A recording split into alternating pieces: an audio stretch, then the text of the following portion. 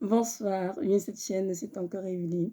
Soyez richement bénis dans notre Seigneur et qu'il vous accorde cette grâce de venir dans sa présence, dans la prière, à genoux, à ses pieds, et de vous laisser instruire par lui. Ça, retenons tout ce que mes renseignants, c'est notre Seigneur Jésus de Nazareth, et il n'y en a pas comme lui, dont être à son école est une grâce, et lorsque nous sommes surtout disposés à être enseignés. J'aimerais vraiment aujourd'hui adresser une fois de plus euh, euh, euh, le message du Seigneur concernant les jeunes femmes ou les femmes en général dans le monde entier. C'est tellement, comment dirais-je, dommage. Il y a beaucoup de femmes de Dieu encore, beaucoup de filles du Seigneur qui continuent de s'habiller de manière indécente, qui expose un peu de corps qu'on n'a pas dû voir et qui vraiment font d'elles des pillages dans le monde, bien sûr, et aussi qui les souillent et les empêchera vraiment d'entrer malheureusement au paradis.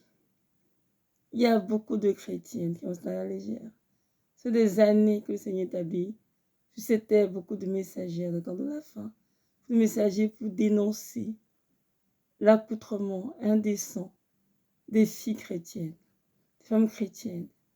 Il y en a toujours plusieurs qui ont de faire la sourde oreille parce qu'elles ont la démangeaison d'entendre des choses pernicieuses et continuent de se vêtir de manière impudique, de manière indécente. Et bien sûr, cela déshonore beaucoup le Seigneur, triste Saint-Esprit. Cette nuit, j'ai fait un rêve. J'étais dans une église. Il y avait des filles des jeunes choristes sur, on va dire, sur l'autel, hein, sur le stage, qui chantaient et qui conduisaient le peuple de Dieu à louange. Elles chantaient, elles dansaient pour le Seigneur, c'était une musique chrétienne, soi-disant. Mais le Seigneur m'a rapproché sur l'estrade et j'ai pu voir comment elles étaient habillées. Elles étaient en leggings, mi-jambes, avec des jupes qui arrivaient au-dessus du genou. Et elles portaient comment dirais-je, des corsages assez décolletés au niveau de la poitrine. Elles étaient pareilles, bien sûr, je pense, des bijoux et tout ce qu'on sait. Et en bas, il m'a montré clairement les talons qu'elle portait, des talons qui étaient très très hauts. Et bien sûr, quand j'ai vu cette scène, j'étais fortement attristée. Je disais, Seigneur, elles semblent te servir et pourtant elles sont habillées pour bloquer Satan. Et là, sorti du rêve et tout. Donc, bien sûr, j'ai compris tout ce qu'il m'a montré le rêve. J'ai compris très bien ce que je maintenant en face. Il m'a dit, Evelyne, tu te vois quand tu prêches dessus. Je dis, Seigneur, j'ai fait tant de vidéos dessus, Seigneur. Il me dit, je sais, mais la répétition m'a fini par aider quelques-unes. Continue de prêcher dessus, parce que beaucoup de mes filles vont se voir fermer le royaume des cieux à cause de leur accoutrement qui ne m'honore pas, dit le Seigneur. Femme chrétienne, qu'avez-vous pour ne pas comprendre ce que vous dit votre Seigneur? Le monde et la séduction vont passer, mais le Seigneur se demeurera et votre seul refuge. Arrêtez d'endurcir vos cœurs et comprenez une fois pour tout le message que Dieu vous transmet. Habillez-vous avec décence et modestie, comme écrit la parole. Ne vous parlez pas ni de vêtements somptueux, ni de tresses, ni d'or, ni de perles. Soyez chaste et réservés. Couvrez vos jambes, couvrez vos poitrines, vos bras, votre dos. Habillez-vous décemment, je vous en prie. Une femme qui fait preuve le Seigneur doit avoir de modèle qui est Sarah, la femme d'Abraham. Car c'est d'elle dont sont devenues des filles Et Sarah, la vie est écrite une femme qui était belle de figure. Elle ne se maquillait pas. Et elle ne mettait pas les dos nus, les mini-jupes, les leggings sont de choses. Le legging, ou bien je vois trop les collants, sont des sous-vêtements pour les femmes. En principe, une femme chrétienne porte des collants, des bas, qui peut être visible aux yeux de qui que ce soit. C'est sous ta robe ou sous ta jupe. Et non visible aux yeux de tous. Parce que c'est un sous-vêtement. Ce sont des jambières. De nos jours, les femmes de Hollywood, du monde, s'habillent comme cela, mais nous ne pouvons pas les copier.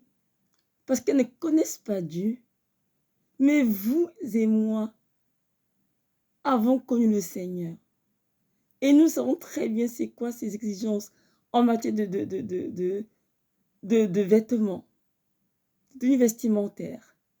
Donc nous devons absolument renoncer au monde, mourir à l'habillement, mourir à la mode, renoncer à la mode, renoncer à tout ce qui attire les regards pour nous soumettre à la parole de Dieu. Il est dans la parole quoi? Si vous m'aimez, gardez mes commandements. Si vous m'aimez, gardez mes commandements. Que veut dire aimer? Aimer veut dire, bien sûr, non, je veux dire, que du garde veut dire, lis le commandement, mettez dessus, le comprendre, le mettre en pratique et persévérer à mettre en pratique jusqu'à ce qu'il se revienne. C'est ça, garder un commandement. Et notre Dieu nous dit dans 1 Timothée 2,9 que les femmes doivent s'habiller avec pudeur et modestie. Elles s'habillent décemment. Alors, jeune femme, tu as ta tenue dans le miroir, et tu habilles décemment pour de vrai. Parce qu'on voit tes épaules, ta poitrine, tes aisselles, ton dos qui est nu, ta mini-jupe. Est-ce que tu es décente d'après toi?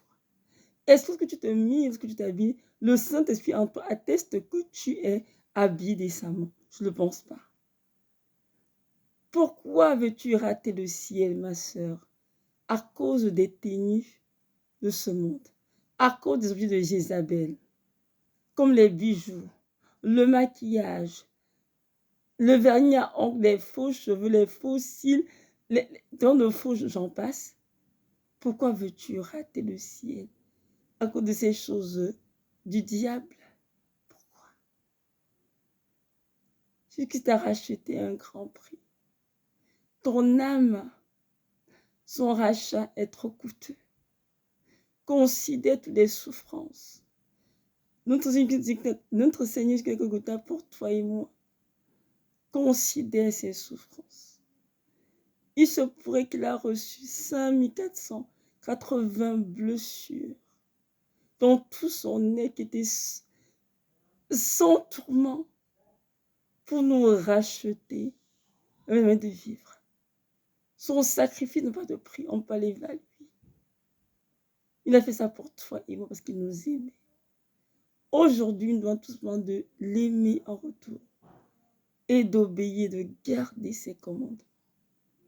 Ma sœur, qu'est-ce qui t'empêche d'obéir au Seigneur? Qu'est-ce qui t'empêche de délaisser les choses du monde, dans ce monde et de suivre Christ? Qu'est-ce qui t'empêche? Je t'en prie, ma sœur, je t'en supplie, crie devant Jésus-Christ. Demande son aide pour en être débarrassé complètement. Car c'est ce que j'ai fait. Quand Dieu me parlait à l'époque, il y a de cela 4-5 ans en arrière, je résistais. Et il a dit, Evelyne, crie pour que je te sorte le monde de ton cœur. J'ai dit, Père, sors le monde de mon cœur. Il y a beaucoup de chrétiens dans les églises qui disent aimer le Seigneur, mais qui malheureusement ont encore le monde dans leur cœur. C'est pour ça qu'elles sont encore gouvernées, conduites par le monde, par le style vestimentaire, façon de se tenir, de se parer. Le monde est encore en elle. Et le monde doit sortir pour qu'elle puisse recevoir pleinement tout ce qui s'apprête. Et c'est possible, ma sœur, je t'en prie. Prie dans le Seigneur. Crie à lui à plein gosier. Et il te visitera pour t'aider peut te dépouiller. Maintenant, je veux des hauts talons. Les hauts talons ne sont pas les chaussures pour les femmes chrétiennes. Non, non, non. Parce que je s'appelle la modestie, c'est être discrète, réservée. On parle de hauts talons. Les hauts talons sont des chaussures qui ont été faites pour les prostituées, pour séduire. Une femme en haut talon, déjà, sa posture change. Le postérieur est plus élevé. Les jambes sont plus galbées et devient un objet sexuel pour tous ceux qui la convoitent. Le haut talon vient attirer vers nous les regards. Parce qu'on marche, la démarche, le bruit que fait les hauts talons, bien sûr, ils vont très bien. On n'est plus dans la décence, on n'est plus dans la modestie, on est plus dans la pudeur parce que tous les gars sont tournés vers nous. Et c'est ainsi qu'on est convoité par des hommes. Il y a une parole que quiconque a une femme pour la convoiter a déjà commis dans son cœur l'adultère avec elle. Vous imaginez, ma soeur, combien d'hommes t'ont déjà convoité? Combien d'hommes à cause de tes hauts talents t'ont déjà convoité?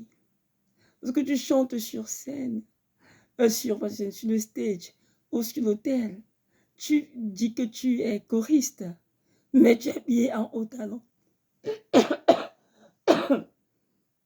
Tes hauts talents, attirent les regards vers tes jambes.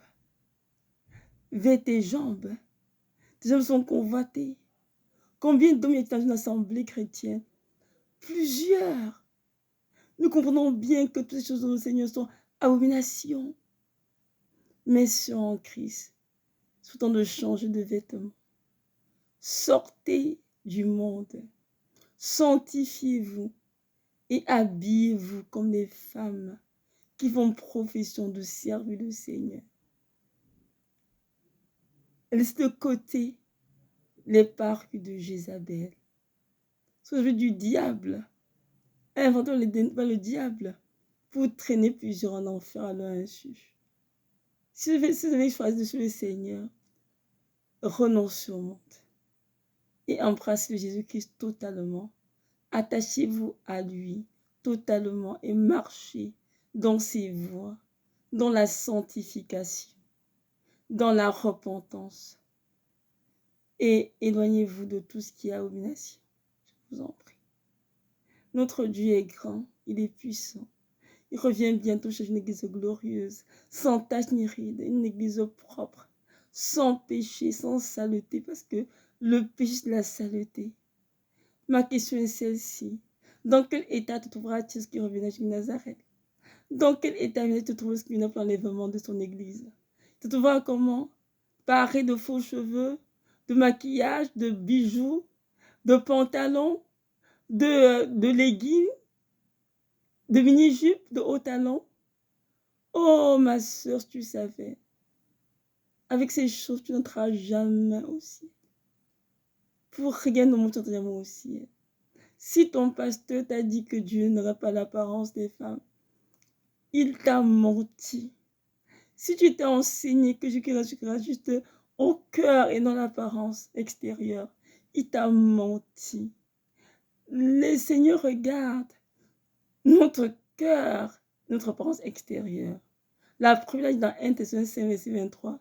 1 Thessaloniciens 5, verset 23 dit ceci, qu'il faut garder l'esprit, l'âme et le corps irrépréhensibles pour le jour de l'avènement de Jésus Nazareth. Donc notre Dieu tient à ce que ces trois parties soient sans tache pour son retour. Donc Dieu nous demande de nous sanctifier de l'intérieur vers l'extérieur. C'est très important. Je t'encourage vraiment à prendre le temps de prier pour le Seigneur, de te parler, de te convaincre. Dans cette grâce de changer de vêtements si tu désires un jour à sa face. Il n'est pas de te condamner loin de là, au contraire. Il vient t'encourager à ne pas écouter voir des sirènes, à ne pas suivre ces femmes, soi-disant chrétiennes, qui se parlent de tours d'horreur, qui prêchent avec des hauts talents de 4, 5, 6 centimètres, qui mettent des messes brésiliennes jusqu'aux fesses, qui se maquillent à outrance, qui mettent des faux cils, des faux ongles, des sortes de faux. Ne les suis pas. Ne les suis, même si elles ont l'onction. Ça sont des histoires de debout. Ne les suis pas. Écoute, dit ton Seigneur. Sanctifie-toi. Si tu vois sa face, dans Hébreux 12, verset 14, recherche la paix avec tous et la sanctification sans laquelle personne ne verra le Seigneur. Ma sœur en Christ, ce monde est pourri. Tout ce que tu veux que tes yeux aujourd'hui sont des choses appelées à disparaître, ce sont des choses passagères. Je t'encourage à regarder aux choses invisibles dans le ciel qui t'attendent, des trésors sans fin qui t'attendent. Et honore le Seigneur avec ton corps. Sanctifie-toi dans le but d'entrer dans ce paradis glorieux pour pouvoir goûter à la gloire céleste du Seigneur. Que notre Dieu vous bénisse.